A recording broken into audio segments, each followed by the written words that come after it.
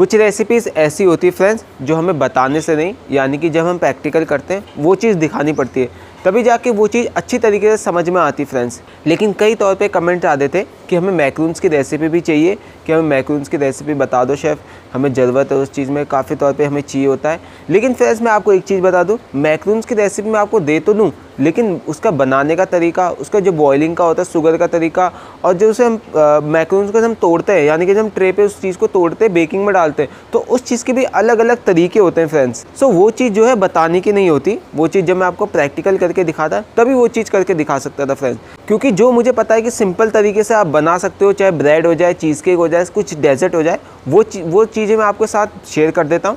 लेकिन जो चीज़ मुझे पता है कि आपको चीज़ दिखाने से ही बात बनेगी, सो वो चीज़ मैं आपको दिखाता हूँ। क्योंकि कई तौर पे कमेंट आ देते हैं कि हमें मैक्रून्स की रेसिपी दे दो शेफ़।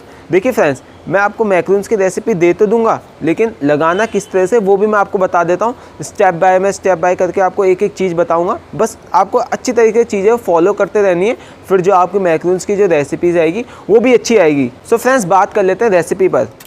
सो फ्रेंड्स, इसमें जो हमें एग वाइट यूज़ करना होता है, इसमें एग येल्लो का काम नहीं होता है, यानी कि जो एग का जो पीला भाग होता है उसका कोई काम नहीं होता है। जो उसका वाइट पार्ट होता है फ्रेंड्स, वही मैक्रून्स के लिए यूज़ होता है। इसमें फ्रेंड्स 3 मेथड है। सबसे पहले इंग्रेडिएंट में आपको लेना है एग वाइट, 180 ग्राम आपको एग वाइट लेना है। आलमंड जो पाउडर लोगे वो 500 ग्राम होगा फ्रेंड्स, और 500 ग्राम इसमें आइसिंग शुगर भी होगी।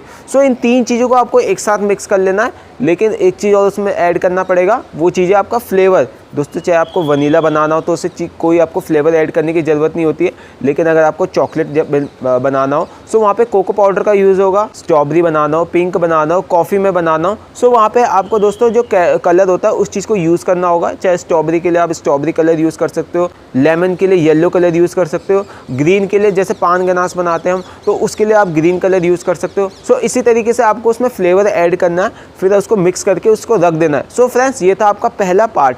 दूसरे पार्ट में जितना फ्रेंड्स आपको 180 ग्राम दोबारा से उसको एग वाइट ले लेना है, लेकिन उसको चलाना नहीं है। चलाना कब है? जब एक सॉस पैन में 150 ग्राम वाटर और 500 ग्राम उसमें शुगर को बॉईल करने के लिए आप रख देना फ्रेंड्स। जब वो उसको पकने देना, पकेगा दोस्तों कब तक? जब तक वो 118 डिग्री तक ना आ जाए। ये भी दोस्तों उसका टेम्परेचर होता है, जो मेजरिंग करते हैं ना टेम्परेचर, उससे दोस्तों हम टेम्परेचर नापते हैं कि 118 डिग्रीज पे आता है। सो जो हमने एग वाइट उसमें रखी हुई है तो उसको चला देना है, यानी कि जैसे ही आप सॉस पैन के लिए रखोगे सो वहाँ पे आपको एक साइड में आपको जो अपना एग वाइट है उसको चला के आ जाना है। फिर जैसे ही वो हीट होता रहता है तो आपकी एग वाइट जो है वो भी उड़ जाएगी। फिर जब तक के लिए जैसे ही आपकी एग वाइट उड़ जाती है, फिर जो वाटर है उस चीज़ को उसमें डाल देते हैं फ्रेंड्स।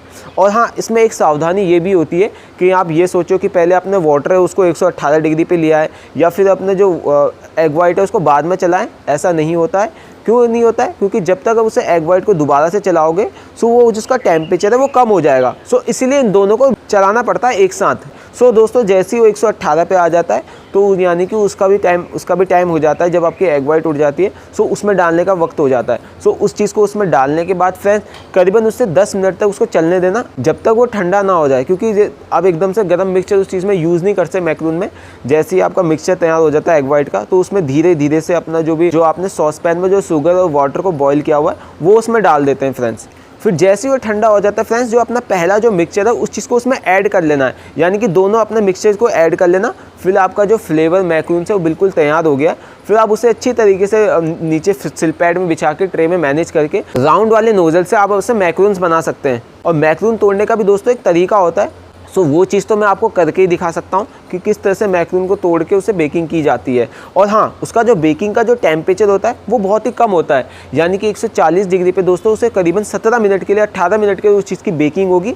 फिर आप उसको निकालने के बाद 10 से लेकर 15 मिनट तक ठंडा हो जाएगा। फिर आप चाहो तो उस चीज़ को यूज़ कर सकते हो। आई होप फ्रेंड्स, ये मैक्रून की जो मैंने रेसिपी बताई है आप इस चीज़ को छोटी क्वांटिटी में यूज़ करके देखना। ये जो मैंने रेसिपी बताई बड़ी क्वांटिटी में, क्योंकि 500 ग्राम आप आलमंड पाउडर ले लो, 500 ग्राम आइसिंग शुगर ले रहे हो, लेकिन ये क्वांटिटी थोड़ी बड़ी है। आप चाहे तो इसका आधे से आधा करके यूज़ करके देख लेना और फिर मुझे बताना कि आपके जो मैक्रून्स है उसका रिजल्ट कैसा आया।